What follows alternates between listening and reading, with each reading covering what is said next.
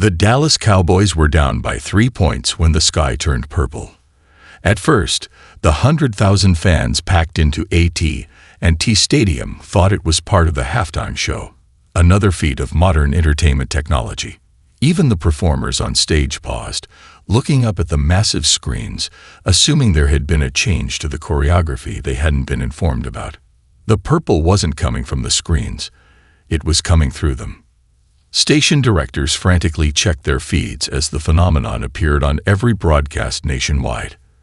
The same ethereal purple glow filtered through windows, smartphones, tablets, and even digital watches. Every electronic display became a window into something else, something alien. That's when the temperature dropped 20 degrees in seconds. High above the stadium, the air itself seemed to crack. The sound was like 1,000 mirrors shattering in perfect synchronization. Out of the fracture emerged something that defied explanation. A vessel that looked as if someone had taken a massive diamond, shattered it, and then reassembled it in space with starlight holding the pieces together. It stretched for what seemed like miles, dwarfing even the massive stadium below. The screaming started when the first electromagnetic pulse hit. Car alarms blared to life in the parking lot. The stadium's massive screens flickered, went dark, and then blazed back to life with an image that burned itself into the nightmares of everyone present. A face, if it could be called that, composed of pure light and geometric patterns. People of Earth, the voice came from everywhere and nowhere, speaking in every language simultaneously. We are the collectors. The being's face shifted like a kaleidoscope with each word. We have watched your development with great interest. You have reached the threshold. It is time for tribute. In the chaos that followed, only the stadium's security cameras captured the moment when 3 figures materialized on the 50-yard line. They stood perhaps 8 feet tall, their bodies seeming to be made of the same crystalline material as their ship, but flowing like liquid glass. Where their faces should have been, there was only light. The players who had remained on the sidelines backed away. Security personnel drew weapons but found them powerless, their electronic components fried by the aliens' mere presence. Your species has mastered the fundamental force that drives civilization, electricity. The central figure spoke, its voice resonating through every speaker and device. Like all who reach this stage, you must pay tribute. 10% of your world's electrical output will be diverted to us for the next century. This is non-negotiable. The stadium had gone deathly quiet. Even the panicked crowd seemed to freeze, sensing the gravity of what was unfolding. You have 72 hours to comply. We will provide the necessary technological specifications for the transfer. Should you refuse, the being raised what might have been an arm, and every light in the stadium went dark. In that moment of absolute darkness, people felt the true weight of their dependency on electricity. Then the lights returned, but the message was clear. Attempts at resistance will result in the harvesting of your entire power output, along with the extinction of your species. We are not cruel. We are not conquerors. We are collectors of energy, and this is simply the natural order of the cosmos. The beings vanished as suddenly as they had appeared, leaving behind only a small crystalline pyramid on the field. It hummed with an inner light, presumably containing the specifications they had mentioned. Above, their massive ship remained, a shattered mirror reflecting a future humanity had never imagined. Within minutes, the first reports came in of similar pyramids appearing at major government and scientific installations worldwide. The collectors were making sure no one could claim ignorance of their demands. In the stadium's security booth, a young guard named Mike Torres clutched his dead phone, his hands shaking. "My kid's on life support," he whispered to no one in particular. "What happens when they take our power?" The question hung in the air, but the answer was clear in everyone's minds. Humanity had just 72 hours to find a way to fight back, or everything would change. Dr. Amanda Reeves hadn't slept in 36 hours. The MIT Quantum Physics Lab, normally pristine and organized, looked like a tornado had torn through it. Whiteboards covered in complex equations lined every wall, and empty coffee cups littered her desk. Her colleagues had gone home hours ago, but she couldn't, not when she was this close. "Run it again," she muttered to herself, inputting commands into the quantum computer. The machine hummed to life, processing the energy signatures they'd recorded from the collector ship. Something about those patterns seemed familiar, naggingly so. Her phone buzzed. Another emergency briefing. They'd had 6 already since the collectors arrived, and with each one, the news got worse. Dr. Reeves, the president's science advisor, appeared on her secure video feed. "Please tell me you have something." Amanda ran her fingers through her disheveled blonde hair. "Maybe. The energy signatures from their ship, they're not random. They match theoretical models I've been working on for quantum energy states in crystalline structures. It's like they're living computers, processing energy the way we process data." The feed split, showing faces from around the world. Top scientists, military leaders, and government officials. A general from the Pentagon spoke next. "That's fascinating, Doctor, but we need solutions, not theories. We just lost another aircraft trying to approach their ship. Whatever energy field they're generating, it fries everything electronic that gets within a mile." "The calculations are in," another voice cut in. Dr. Hassan from the International Energy Agency appeared on screen. "If we surrender 10% of global power output, the effects would be catastrophic. Developing nations would lose all power. Hospitals would have to run on reduced capacity. Global food production would drop by 15% due to reduced agricultural automation." Outside Amanda's lab window, emergency vehicles wailed past, another riot breaking out as people panicked over the ultimatum. 40 hours remained. "There's more," she interjected, pulling up her latest data. "Look at these patterns. The collectors don't just consume energy, they need specific frequencies, specific patterns. It's like they're gourmets. They don't want just any power. They want clean, stable energy flows." The president's face appeared on the feed. "Doctor, what exactly are you suggesting?" "Their technology, their biology. It's all based on perfect order. Perfect crystalline structures processing energy in perfect patterns. That's why they're demanding tribute instead of just taking it. They need us to provide it in a form they can use." Warning lights flashed across her monitors. Power surges were rippling across the globe as the collectors conducted what they called sampling tests, temporarily drawing power from random grids. In Chicago, a hospital lost power for 30 seconds. In Tokyo, a maglev train nearly derailed. "They're testing our infrastructure," Amanda realized aloud. "They're mapping our power grid, finding the cleanest sources of energy." The president leaned forward. "Can we use this? Can we fight them?" Amanda's quantum computer beeped, final results from her simulation. As she read the data, her hands began to shake. "Oh God," she whispered. "Doctor." "They're not invincible," she said, voice growing stronger. "They're vulnerable. These energy patterns, they're like a computer's operating system, and like any system that requires perfect order, it can be crashed." Finished a new voice. A young woman appeared on screen, her Los Alamos National Laboratory ID visible. "Dr. Reeves, I'm Jess Thompson. I've been monitoring the collector's ship from our quantum sensors here, and I think I see where you're going with this. If they need perfect order, then chaos could destroy them," Amanda finished. "But we'd need more power than any weapon ever created. We'd need everything," Jess said. "We'd need every power plant, every generator, every source of electricity on Earth, all working together." The room fell silent as the implications sank in. They had a weapon, the entire planet's power grid, but using it would mean risking everything they were trying to save. The president's voice cut through the silence. "How do we start?" 48 hours remained to either save the world or watch it fall into darkness. The Los Alamos National Laboratory hummed with an eerie quiet at 3 a.m. Jess Thompson sat cross-legged in her chair, surrounded by holographic displays showing real-time data from the collector's ship. Empty energy drink cans formed a miniature cityscape on her desk. Her dark curly hair was pulled back in a messy bun, secured by a pencil she occasionally grabbed to scribble notes. "Come on, you crystalline bastards," she muttered. "Show me your secrets." The main screen showed energy fluctuations from the alien vessel.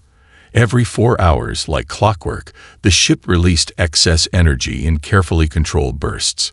But something about the last discharge was different. Jess rewound the recording for the 100th time. Her phone buzzed. Dr. Reeves, from MIT. "Tell me you're seeing this," Jess said without preamble. "The entropy variations in their last discharge." "Yeah. What do you make of it?" Jess pulled up another display, this one showing historical power grid failures. "It reminds me of the cascade failure patterns from the Northeast blackout of 2003. Look at how their ship compensates after each energy release. It's not just dumping power, it's rebalancing." She transferred the data to the quantum processing cluster. The computer began overlaying the patterns: power grid failures, the collector's energy signatures, and theoretical models of crystalline energy states. "They're afraid," Jess whispered, the realization hitting her like a thunderbolt. "What do you mean?" "These beings, they're not just evolved to process energy perfectly. They have to. Look at these correction patterns. Every time their energy flow becomes even slightly irregular, they spend massive amounts of power stabilizing it. They're like," she searched for the right analogy, "they're like people with severe OCD, but with energy patterns. The slightest chaos in their systems drives them crazy." A warning klaxon blared through the facility. On her screens, Jess watched as the collectors began another sampling test, this time targeting the western United States power grid. But something was wrong. The drain lasted longer than previous tests, and when it ended, her instruments detected something unprecedented: a microscopic crack in the crystalline ship's hull. "Amanda," Jess said, her voice trembling with excitement, "remember how you said we'd need every power source on Earth to hurt them? I don't think that's true. We don't need more power. We need messier power." She pulled up footage from recent solar flares. "Look at how their ship reacts to coronal mass ejections. The energy's too chaotic for them to process efficiently. They waste power trying to clean it up, like a computer running error correction protocols." "Are you saying we could overwhelm their error correction systems?" "Better." Jess's fingers flew across her keyboards, modeling new scenarios. "We could force them to correction loop themselves to death. Every time they try to stabilize one pattern, we hit them with a different one. It's like forcing a computer to run too many virus scans at once.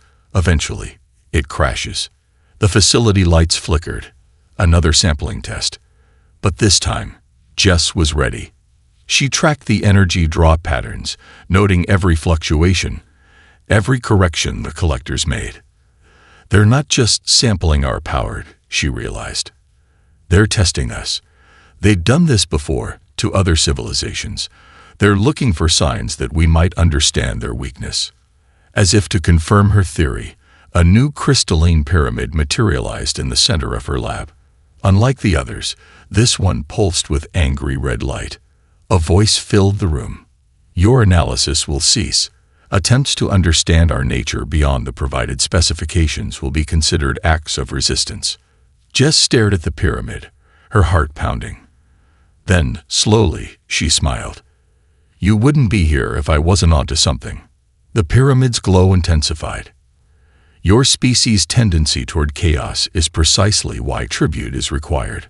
Order must be maintained." "Funny thing about chaos," Jess said, backing toward her emergency terminal. "It has patterns too." She hit the broadcast button, transmitting her findings to every major research facility worldwide. "And we humans, we're really good at weaponizing patterns." The pyramid exploded into light, but it was too late. The data was out. Humanity had found its weapon. Now they just had to figure out how to use it. The Situation Room hadn't seen this many people since the Cuban Missile Crisis. Military leaders, scientists, and heads of state from around the world crowded around screens showing Jess Thompson's data. The young physicist stood at the center, her presentation interrupted every few minutes by alerts of new power disruptions as the collectors grew increasingly aggressive with their sampling. To summarize, Jess pointed to a global power grid display. We need to create what I'm calling a chaos cascade. Every power plant, every major transformer station, every significant power source needs to fire in a specifically unspecific way. Dr. Amanda Reeves stepped forward, taking over the technical explanation. Think of it like thousands of people clapping. If they clap in rhythm, it's ordered.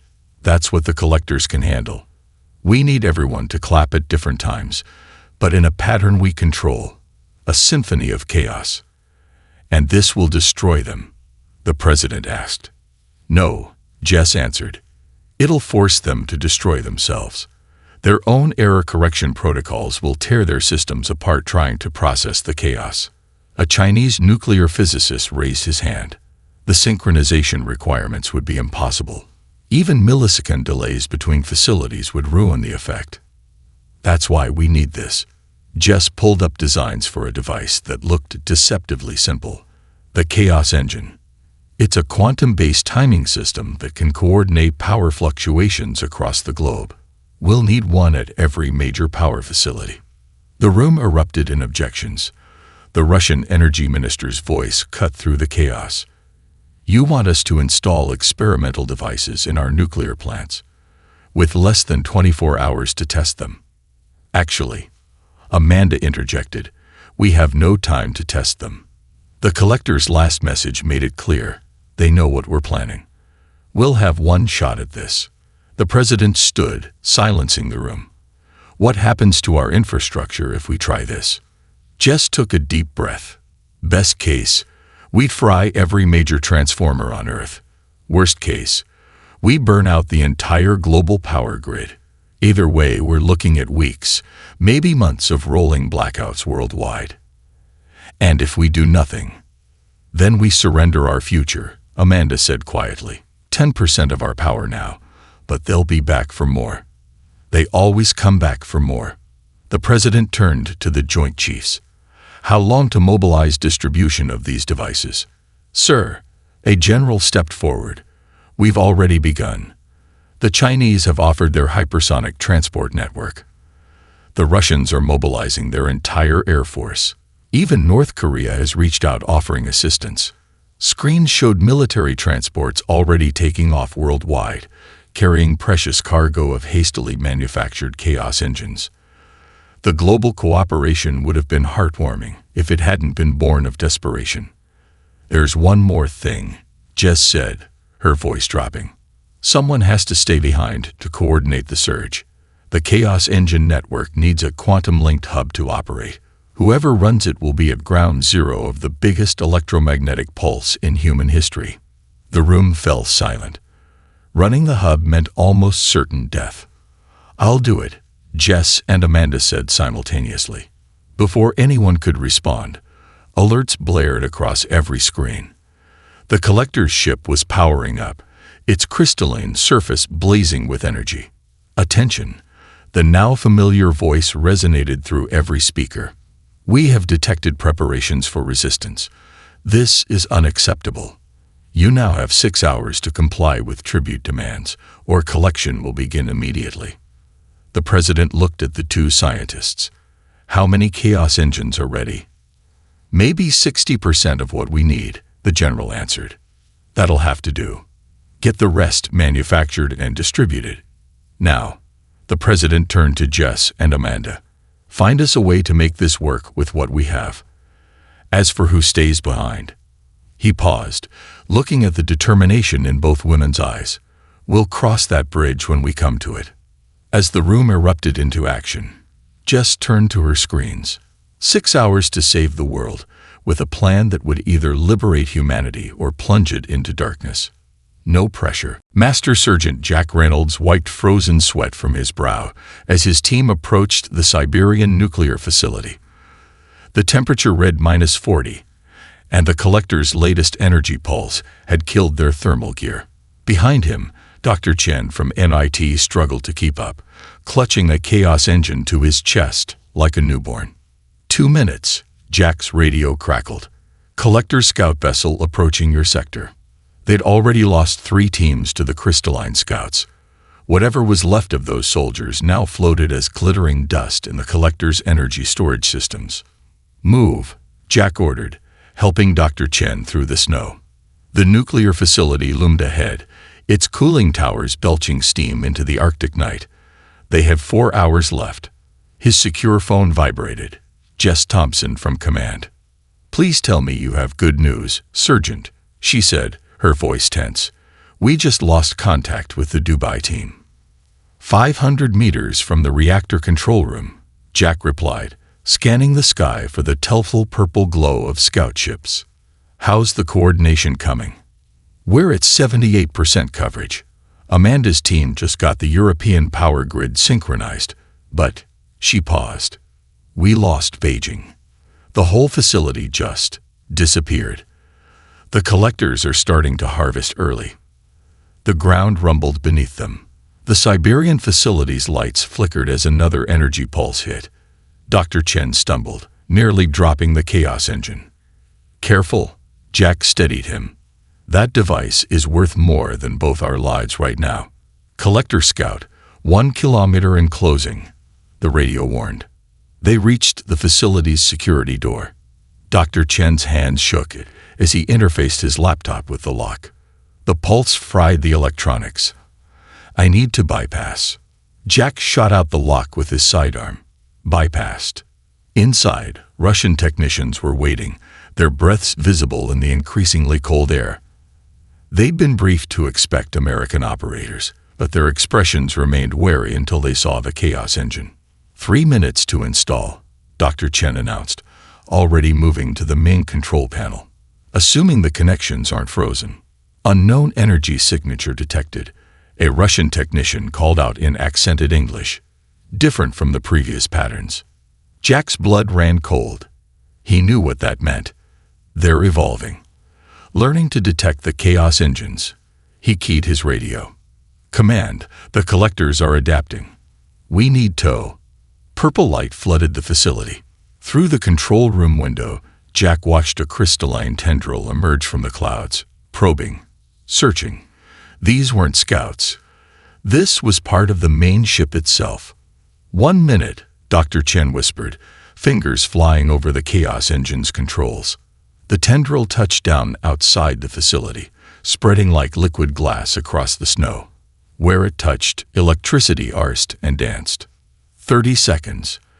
The facility's lights began to strobe. Emergency sirens wailed and died, wailed and died. 15 seconds. The door to the control room began to crystallize, transforming into the same material as the collector's ship. 5 seconds. Jack drew his weapon, knowing it would be useless. Connected, Dr. Chen shouted as the chaos engine hummed to life. Its quantum link pulsed, connecting to the growing network of devices across the planet. The crystalline growth stopped, mere inches from breaching the control room. Then, slowly, it retreated, pulling back into the sky like water flowing uphill. Jack's phone crackled. Sergeant, Jess's voice was triumphant. We're reading synchronization from Siberia. The quantum link is stable. What's our total coverage? Jack asked, watching the tendril disappear into the clouds. 86%. It'll have to be enough. There was a pause. New orders, Sergeant. We need you in North Korea. Jack looked at his team, at the Russian technicians, at Dr. Chen still monitoring the chaos engine's outputs. They were all beyond exhausted, but there was no time for rest. What's the situation? Their main facility is dark, no contact for an hour, but our satellites show activity. If we don't get a chaos engine installed there, there'll be a hole in the network, Jack finished, big enough for the collectors to survive. Exactly. A helicopter's on the way to your position. And Sergeant, the North Korean facility. It's different. Our intelligence suggests they've been preparing for something like this for years. Jack checked his ammunition, Not that it would matter against the collectors. Roger that. We'll get it done.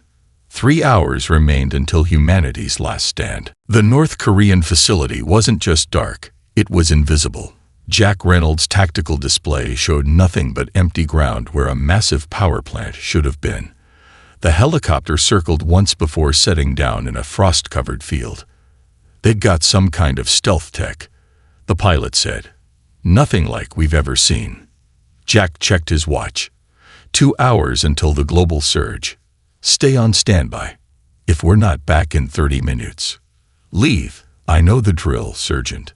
The moment Jack's team moved away from the helicopter, the air shimmered. A figure materialized from nowhere. A North Korean soldier holding something that looked suspiciously like alien tech. Follow, the soldier said in English, touching a device on his wrist. A doorway appeared in what had looked like empty space, revealing a massive underground complex. They reversed engineered collector tech, Dr. Chen whispered, clutching their last chaos engine. From the last time they came. Jack's mind raced. The last time. This has happened before. They descended into a facility that looked more advanced than anything Jack had seen, even in Los Alamos. Quantum computers lined the walls, their displays showing energy patterns eerily similar to the collector ship. A woman in a military uniform approached them. Colonel Min. She introduced herself. We've been expecting you. Though perhaps not as Americans. You knew they were coming back, Jack said. It wasn't a question. Min's expression hardened. They visit every civilization that reaches a certain level of technological advancement. 300 years ago, they came to Korea. We were not technologically advanced enough to interest them then, but our scholars recorded everything. She led them to a vast chamber that hummed with power. At its center stood a device that made the chaos engine look like a child's toy. We built this after studying fragments they left behind, Min explained. We knew they would return once humanity's power consumption reached a certain threshold. We've been preparing. But, she hesitated, our device isn't compatible with your global network, not without significant modifications. Jack's radio crackled. Sergeant, Jess's voice was urgent. The collectors are moving. They'd started full harvesting in South America. We need that facility online now.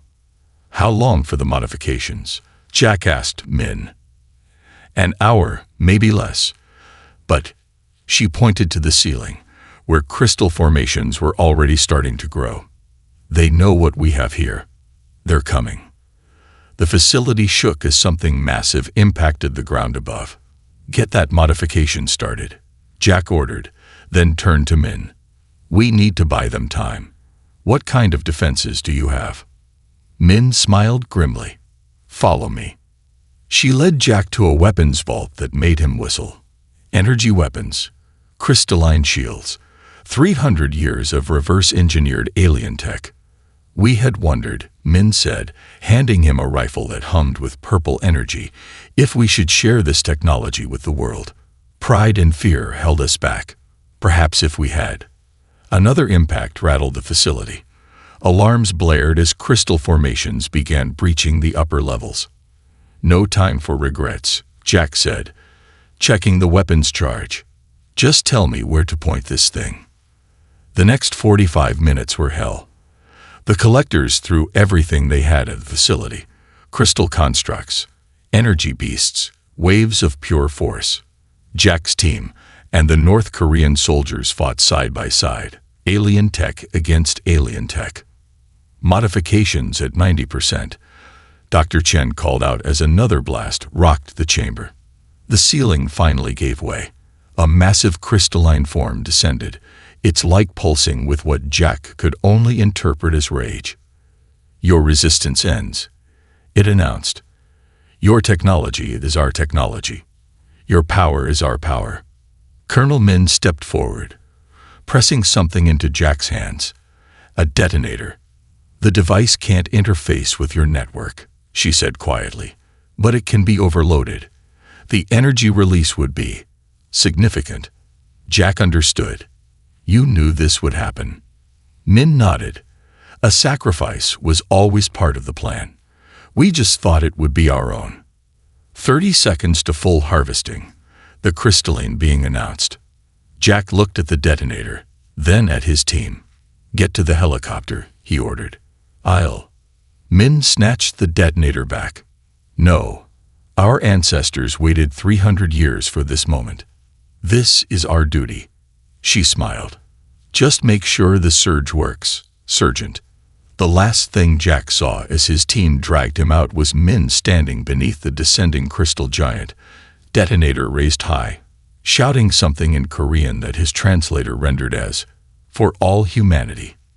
The explosion lit up the night like a second sun.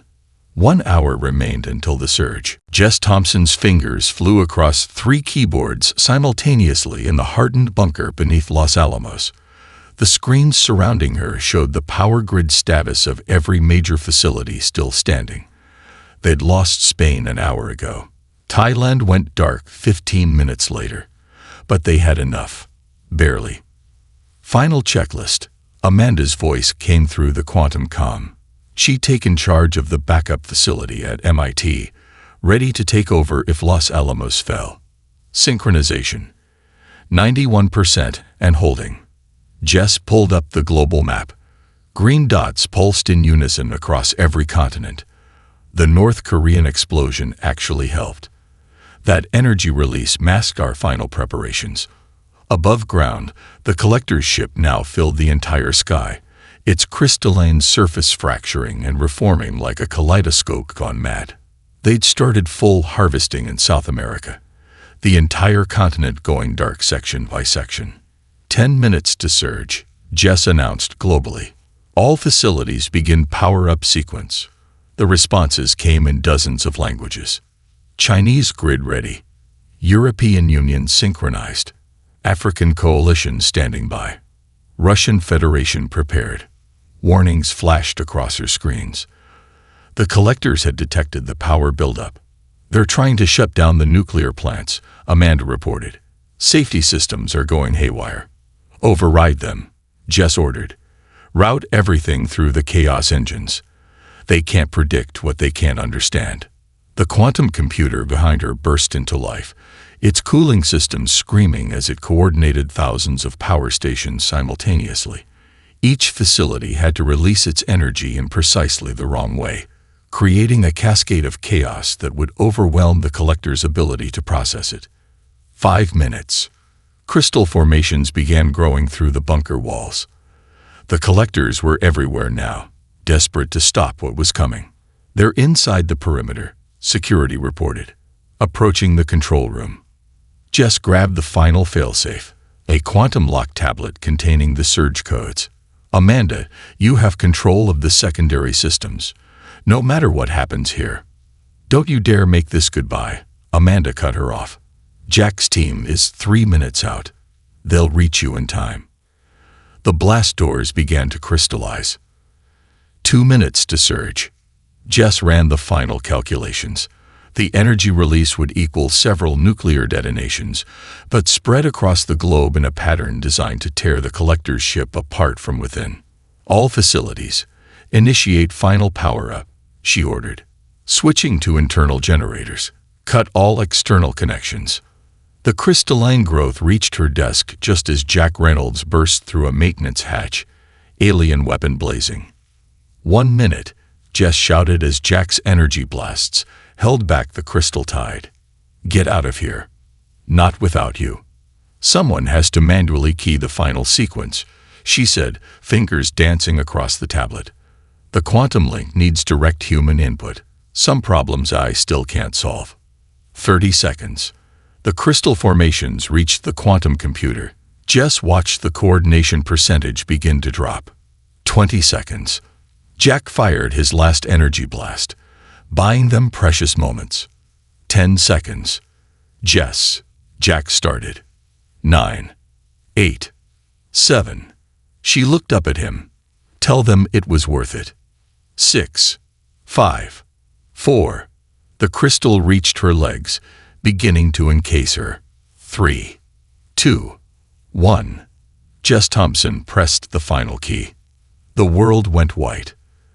The surge began in Australia, the entire continent's power grid releasing its energy in a pattern that looked random but contained mathematical poetry. The waves spread west, each time zone's power plants firing in sequence. Asia's combined nuclear facilities created a quantum cascade. Europe's wind farms generated impossible electromagnetic patterns. When it reached the Americas, the wave had become a tsunami of chaos. Every device, every generator, every battery released its power in calculated discord. The collector's ship tried to absorb it, tried to process the energy through its crystalline matrix. But the patterns defied their fundamental nature. Their error correction systems activated, tried to impose order, and failed. Failed again. Failed faster. Cracks appeared in the massive ship, leaking light like a broken stained glass window. The collector screamed in frequencies that shattered windows across continents. Their ship began to break apart, not into pieces, but into pure energy. The crystalline structure that had existed for millennia dissolved into light, and in a bunker beneath Los Alamos, surrounded by dissolving crystal, Jess Thompson smiled as the darkness took her. The surge had worked. Humanity had won. 3 days after the surge, Amanda Reeves stood in the ruins of the Los Alamos bunker, watching rescue teams cut through crystalline debris. The material was different now, inert, dead, like glass without the light that had given it life. "Doctor," Jack Reynolds approached, his alien weapon now nothing more than an interesting paperweight. They found her. The medical team worked carefully, removing layer after layer of translucent crystal. Jess Thompson lay within, perfectly preserved, like a modern Snow White in her technological coffin. And then her finger twitched. "Get a medical team in here now," Amanda shouted, already rushing forward. "She's alive." The next week passed in a blur of discoveries. The crystal cocoon hadn't just preserved Jess, it had protected her from the surge's electromagnetic pulse. Somehow, in their final moments, the collector's own survival instincts had worked against them, their crystalline structure automatically preserving anything within it. "It's like a cosmic joke," Jess said from her hospital bed, where reporters from every nation crowded to interview humanity's reluctant hero.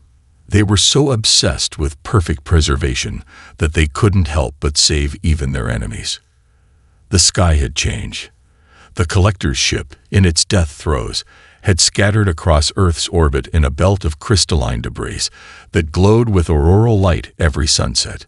Scientists were already studying it, learning more about the ancient beings who had harvested tribute across the galaxy. Colonel Min had survived too, pulled from the North Korean facility's ruins by her own crystalline shelter. The explosion that should have killed her had instead forced the collector's technology to protect her, and with it, centuries of reversed-engineered alien tech. "We're declassifying everything," she announced in a joint conference with world leaders. "The time for secrets is over. Humanity faced this threat together. We should face the future together as well." Power was returning gradually. The surge had destroyed most of Earth's power infrastructure, but the recovery efforts brought innovations no one had expected. The Chaos engines, designed for destruction, proved remarkably efficient at power distribution when reversed. Communities built microgrids based on their designs, more resilient than anything that had come before. A month after the surge, Amanda and Jess stood on the roof of MIT's quantum physics lab, watching the new ring of crystal debris paint the sunset in impossible colors. "We've detected signals," Amanda said, showing Jess her tablet. "Other civilizations out there, ones who fought back against the collectors and won. They're reaching out." "Guess we joined the Galactic community the hard way," Jess replied, still moving carefully from her injuries. "What are they saying?" "Warnings, mostly. The collectors weren't the only ones out there harvesting tribute, but they're also sharing technology, teaching us how to defend ourselves." She paused. "They're calling Earth the power that breaks chains." Jack joined them on the roof, carrying 3 cups of coffee. The former soldier had been appointed to head Earth's new planetary defense force. though he still insisted on personally guarding the two scientists who had helped save the world. North Korea just released the designs for their energy weapons, he reported. China and Russia are already adapting them for planetary defense. But that's not the interesting part. He grinned. The interesting part is what we found in the collector's debris. He handed Jess a small crystal, no larger than a coin. Unlike the dead material they'd been studying, this one pulsed with inner light. It's some kind of database, Jess breathed, her fingers tracing patterns only she could see. Star maps, technologies, the locations of every civilization they've ever harvested from. And every civilization that fought back, Amanda added. We're not alone anymore. And we're not defenseless. Above them, the crystal ring caught the last rays of sunset, turning the sky into a palette of purples and blues. Somewhere out there, other beings were looking up at their own skies, seeing the light of their own victories. Humanity had done more than survive. They had inherited the legacy of every civilization that had dared to resist, had proven themselves worthy of the stars. And if anyone else came demanding tribute, they would find Earth ready. They would find Earth waiting. They would find Earth strong.